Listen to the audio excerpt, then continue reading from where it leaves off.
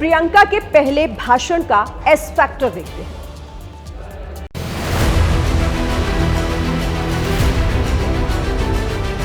हमारा संविधान एक सुरक्षा कवच है, न्याय का कवच है, एकता का कवच है। सत्ता पक्ष के मेरे साथियों ने ये सुरक्षा कवच तोड़ने का पूरा प्रयास किया। अगर लोकसभा में ये नतीजे नहीं आए होते तो ये संविधान बदलने का काम भी शुरू कर लेते। इस चुनाव में इनको पता चल गया कि इस देश की जनता ही इस संविधान को सुरक्षित रखेगी। तो प्रियंका के पहले भाषण का एस फैक्टर साहस, संघर्ष, संविधान, संस्कृति, संसाधन, सत्य, सुरक्षा कवच, स्वतंत्रता संग्राम और संघ, ये वो एस फैक्टर है जिसके इर्द गिर्द आज प्रियंका गांधी का सदन में पहला भाषण जो है इसी के इर्द गिर्द घूमता हुआ दिखाई दिया। सांसद बनने के बाद पहली बार प्रियंका गांधी ने लोकसभा में संविधान पर चल रही चर्चा में आज हिस्सा लिया। संसद में जो उनका पहला भाषण आज हुआ वो 32 मिनट का हुआ। प्रियंका ने बीजेपी को वॉशिंग मशीन बताया। राजा के भेष बदलने वाली इस दौरान उन्होंने कहानी भी सुनाई है। प्रियंका गांधी वाड़ा। लोकसभा स्पीकर ने प्रियंका गांधी का नाम पुकारा और कांग्रेस के सांसदों में जोश भर गया। माननीय अध्यक्ष महोदय जी, पहली बार लोकतंत्र के मंदिर में प्रियंका गांधी बोलने के लिए खड़ी हुई। सबसे पहले प्रियंका ने 13 दिसंबर को संसद की सुरक्षा में शहीद हुए जवानों के प्रति श्रद्धांजलि अर्पित की। ये जवान अफसर 13 दिसंबर को संसद की सुरक्षा के लिए शहीद हुए, उनके प्रति मैं श्रद्धांजलि व्यक्त करना चाहती हूँ।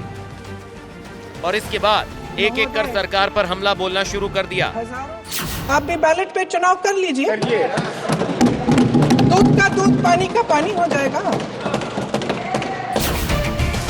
प्रियंका ने ईवीएम, संविधान, अदानी, संबल समेत कई मुद्दों पर सरकार को घेरा। प्रियंका पहली बार लोकसभा में बोल रही थी, लेकिन उनको देखकर ऐसा एक बार भी नहीं लगा। सीधे और सपाट लफ्जों में प्रियंका ने अपनी बात रखी। अगर लोकसभा में ये नतीजे नहीं आए होते तो ये संविधान बदलने का काम भी शुरू कर लेते, क्योंकि इस चुनाव में इनको पता चल गया कि इस देश की जनता ही इस संविधान को सुरक्षित रखेगी।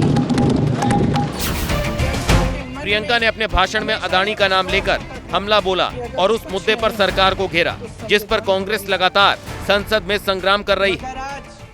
आम लोगों के बीच ये धारणा बनती चली जा रही है कि सरकार सिर्फ अडानी जी के मुनाफे के लिए चल रही है।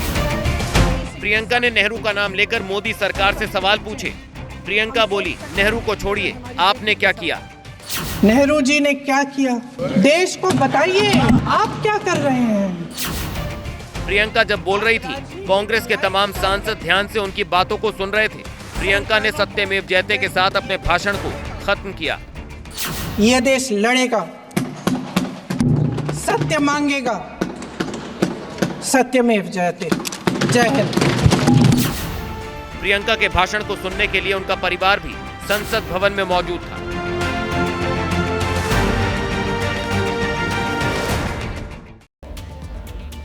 और प्रियंका गांधी के पहले भाषण को राहुल गांधी ने अपने से बेहतर बताया तो बीजेपी ने इस पर निशाना साधा। Wonderful speech. Better than my maiden speech. Let's put it like that. Wonderful speech.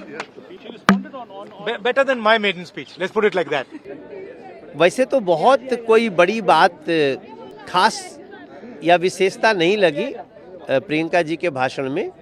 खत्म करते करते उन्होंने एक ऐसी लाइन कही जो थोड़ा सा संवैधानिक परंपराओं में अच्छा नहीं माना जाता है।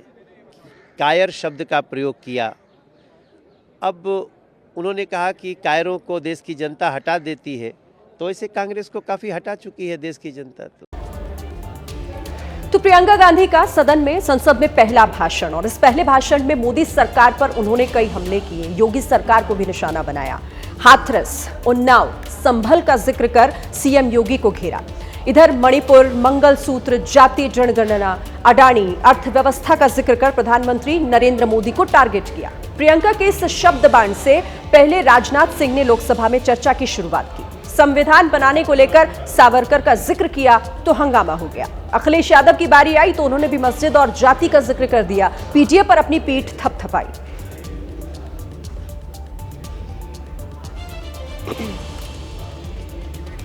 तो आज संसद में जिस तरीके से प्रियंका गांधी का ये पहला भाषण और उसकी चर्चा इसलिए हो रही है क्योंकि आज वो जोरदार तरीके से सरकार पर हमला करती हुई दिखी। उनका एस फैक्टर हमने आपको दिखाया। इस पर हालांकि जो सरकार है, जो बीजेपी है, वो सवाल भी खड़े कर रही है। माननीय राजनाथ सिंह जी,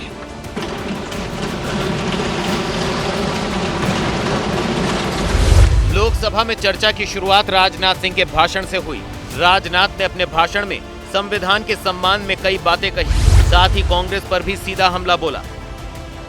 कांग्रेस पार्टी ने हमेशा संविधान को राजनीतिक हित साधने का एक माध्यम बनाया और उसकी मूल भावना को तहस नहस करने का कांग्रेस ने काम किया है कि विपक्ष के कई नेता संविधान की प्रति अपनी जेब में रखकर घूमते हैं। असल में उन्होंने बचपन से ही यही सीखा है। उन्होंने पीढ़ियों से अपने परिवार में संविधान को जेब में ही रखे दिया। वैसे तो संविधान की चर्चा के दौरान सभी सांसद राजनाथ सिंह के बयान को शांति से सुन रहे थे, लेकिन जैसे ही राजनाथ सिंह ने सावरकर का नाम लिया, विपक्षी सांसदों ने हंगामा शुरू कर दिया।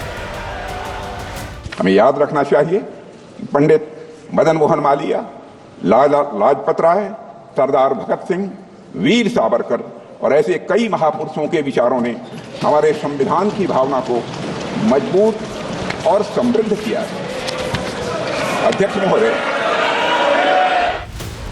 राजनाथ सिंह ने अपने लंबे भाषण में संविधान के कई बिंदुओं पर अपनी बात रखी, उदाहरण दिए, विपक्ष पर सवाल उठाए। कांग्रेस की तरफ से प्रियंका सबसे पहले बोली तो उसके साथ समाजवादी पार्टी प्रमुख अखिलेश यादव ने इसके बाद अपनी बात रखी। अखिलेश ने संविधान पर चर्चा के दौरान पीडीए का जिक्र किया, साथ ही यूपी सरकार को भी घेरा। ये हमारे जैसे लोग और देश के कमजोर लोगों के लिए और खासकर पीडीए के लिए संविधान की रक्षा जन्म मरण का विषय है। इसलिए नहीं क्योंकि आरक्षण न देना पड़ जाए, इसे सरकारी नौकरियां नहीं हैं। जानबूझ करके पेपर लीक कराया जाता है जिससे कि परीक्षा रद्द की जा सके। लोकसभा में संविधान पर चर्चा के दौरान कई दलों के नेताओं ने अपनी बात रखी। इस दौरान जिस तरह से चर्चा हुई, स्वस्थ बहस हुई, वैसी ही चर्चा और बहस हर मुद्दे पर हो तो कौन कहेगा इस संसद में काम नहीं होता। ज्यादातर समय संग्राम होता है।